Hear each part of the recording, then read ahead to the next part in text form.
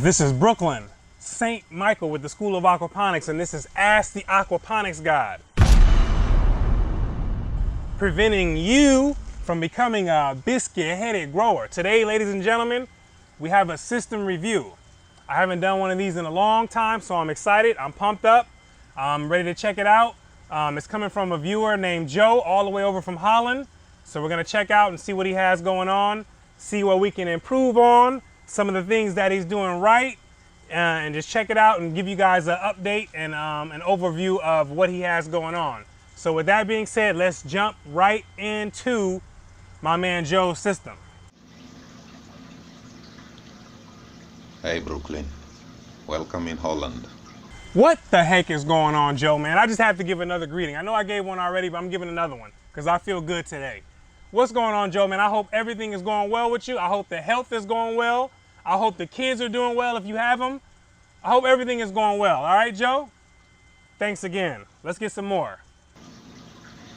Now, this is my system. It starts with a sump tank down there. It's around 1,700 liters of water. It is a concrete reservoir. Then in it I've put a pump. Here I've done the famous split. This pump goes to the fish tank, and this one is for the multiple system. As you can see, I have two grow beds there, and then it extends, goes up with the taps. It goes to NFT system this side, and it extends on the other side. It goes to vertical growers. I'm still busy with the system, so it is work in progress. So for everyone out there, it looks like Joe has a split going on with the plumbing. Looks like he has a part of it going to the media bed, one part going to the NFT section, another part going to the vertical towers that he has set up. Looks like you might be growing some leafy greens. That's what I'm assuming. And so that's just to catch everyone up, to let you know what exactly is going on in this particular system. So let's get some more. Now here I have two media beds, and on top the NFT system continues. Well, here in Holland we don't have space, so I have to use every single centimeter of my greenhouse. And that is a good idea to do. Joe says that he's limited with space out there in Holland. Y'all must be squeezed and shacked up over there. So you have to make use with what you got. So the best thing to do is, you can't go out horizontally anymore. Then the best thing to do after that is start going up vertical, using that vertical real estate. It's no different from, big populated cities. They, especially places like New York, the horizontal space, all that's pretty much used up. So it's time to start going up. They start building big apartment buildings and stuff like that. It's the same concept. All right, let's get some more. And yes, the greenhouse is also from recycled wood and recycled glass from the famous greenhouses of Holland. Yep, Holland is definitely one of the largest greenhouse production places in the world. So I know it's probably not that hard to grab a lot of recycled or thrown away parts for greenhouses. So that probably isn't that much of a hassle for you. But I use the roof of the greenhouse to collect the water that is in the reservoir. So that is kind of self-sustaining. Here water is also very expensive. We come on the other side. That's my greenhouse. And then I have a shed here. Before I go into the shed, the green tank there is where I collect rainwater, and That is what I use to refill in case the reservoir is low in water. Joe over there contributing to saving the world. I see you, Joe, man. It's a smart move. Collect your rainwater. Use that, especially because fresh water, you know, that's not an unlimited resource. That's a limited resource. So it's good when we're able to, especially as many people that we have on the planet now. It's good that you're able to conserve water by, you know, storing it in these tanks here, grabbing and collecting rainwater. It's a very, very smart move. A lot of people should look into that. If you're in an area where water is either expensive or, you know, it's really not accessible. So good stuff, Joe. Yeah, I know you talk of mistakes. These are mistakes, but not mine. These are mistakes from other people, because all these pipes and the stuff you see there. Joe crazy, man. He said those are not your mistakes. You let that be known quick. Those are not mine. It's all right if they were yours or not. You know, it is what it is. My mistakes, you should have seen mine. I got a video with a pile of mistakes. And that's not even all the mistakes that I made. That's just a little portion of it. I made a ton of mistakes. So it's nothing to be ashamed of. But in this niche, you know, mistakes are bound to happen. It's part of the game. It's part of the learning process, especially if you weren't trained up, you know, in that particular field. You know, it's just part of getting your experience. But, you know, it is what it is. So you live and you learn. You crazy, man. I bought from our kind of Craigslist here in Holland, and I used it to build my system. So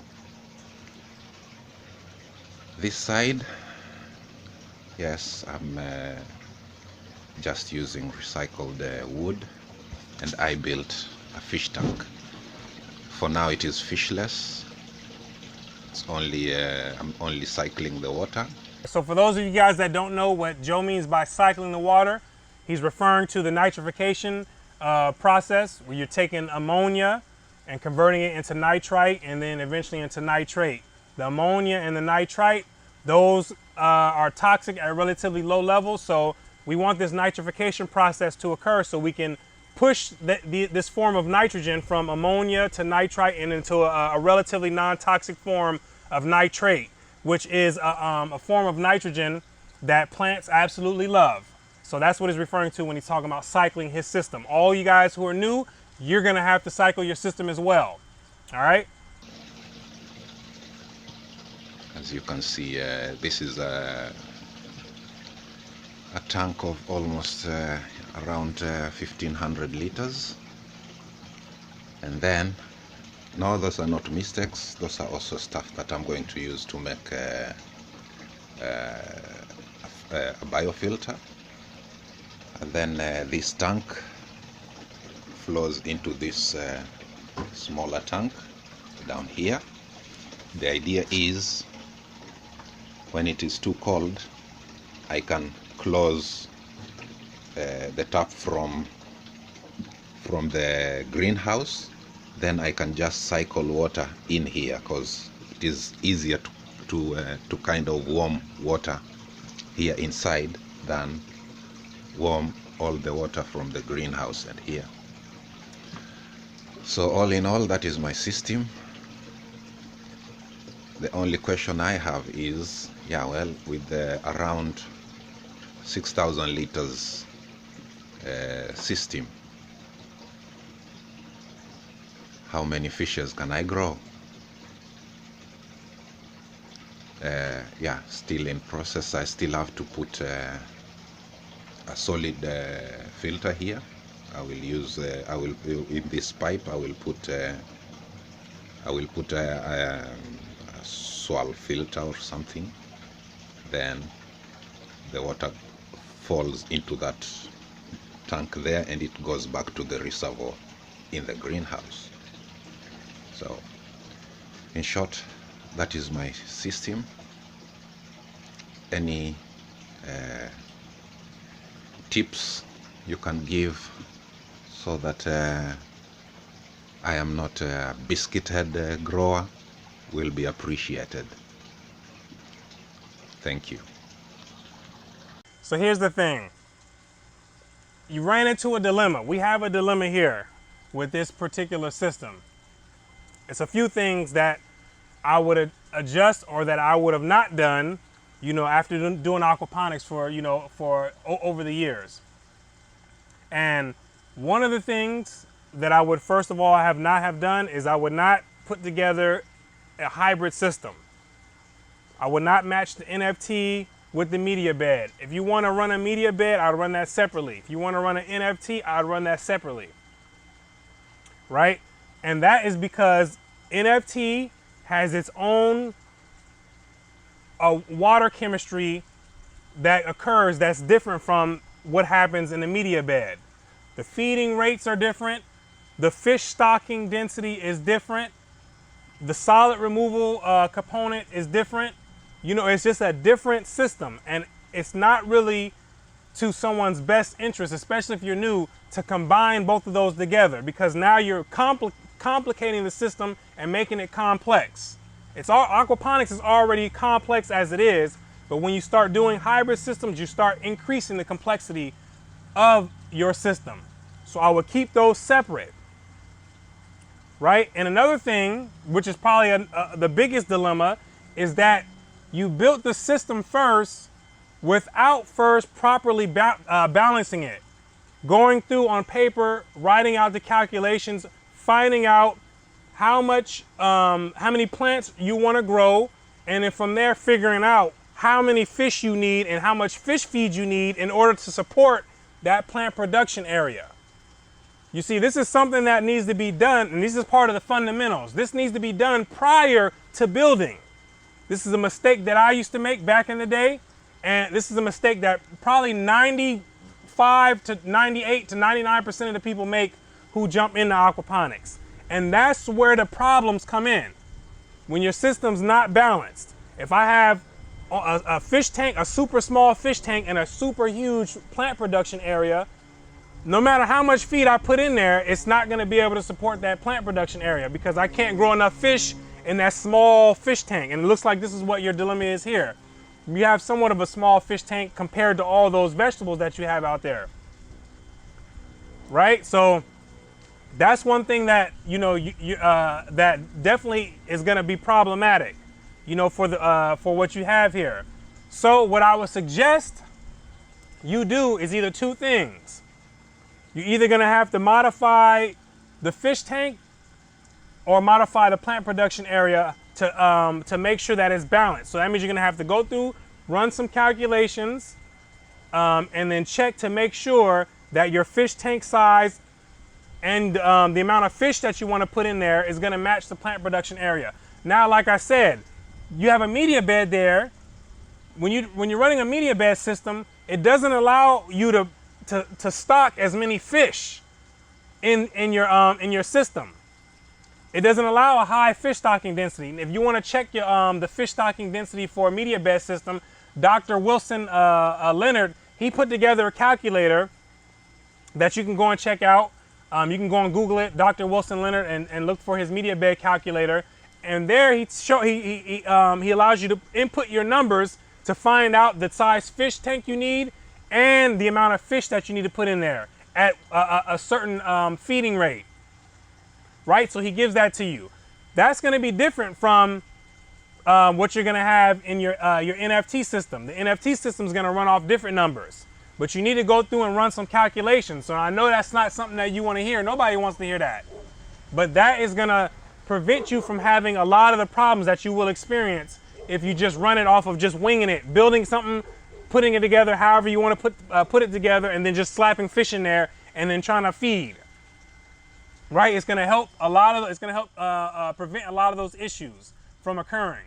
So that's what I would do with this particular system. Like I said, and we want to separate them unless you're someone who's going to be doing research, and on hybrid systems, and you're going to try to put together some numbers to help other people out, or you're going to do some research on a hybrid system. I would always advise people to not do hybrid systems, right? To keep it as simple as possible. That's what we want to do, right? So that's what I would look into. Now, as far as your fish tank, check that out. See how it works as far as removing solids. If not, you're going to want to upgrade your that fish tank. looking at getting a round tank, right? Something that is made to house fish and to raise fish in. Also, I see that you're getting ready to put together a DIY filter. If you got the money for it and you got the means to upgrade, I will go and get a bead filter instead. It's going to knock out a lot of those problems and a lot of the maintenance that you're going to have, that you're going to run into if you're trying to, you want to try to put together a swirl filter and run your solids through that and make your own modified biological filter. It's going to knock out a lot of that maintenance. So it just depends on your involvement in the project, how much invested you are in this project, and how much funds you have. If all that is all lined up, then I would go ahead and invest in something like a bead filter, and I would upgrade that and just get rid of all that altogether. So with that being said, those are the tips that I would add, Joe.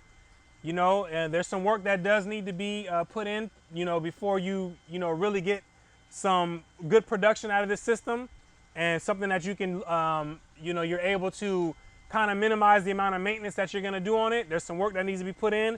Mainly though, you want to go through and try to go over the calculations.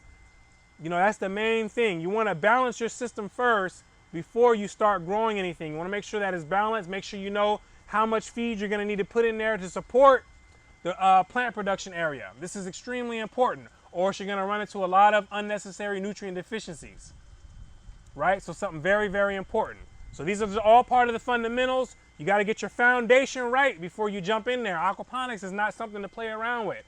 It demands respect, and it's going to get it one way or another. You either respect it up front by learning, or you're going to respect it on the back end by spending a lot of your time. That's just the way it is. It's a science, and it demands this respect. I had to learn that over the years.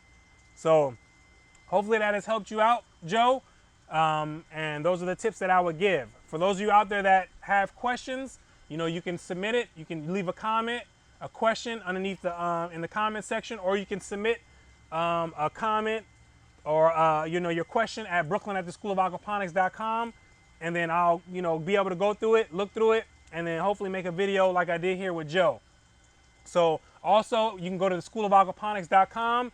You can get in a free course, or you can click on the link below, get into a free course. There's paid courses at theschoolofaquponics.com, help you learn the fundamentals and get you guys growing, help you out tremendously, right? So this is just what I got for you guys right now. So thanks again, Joe, for submitting your system. Hopefully that has helped you out and helped some of you guys else, some of the other people out there out with seeing Joe's system. And with that being said, this is Brooklyn St. Michael with the School of Aquaponics, reminding you to stop walking and get you a car.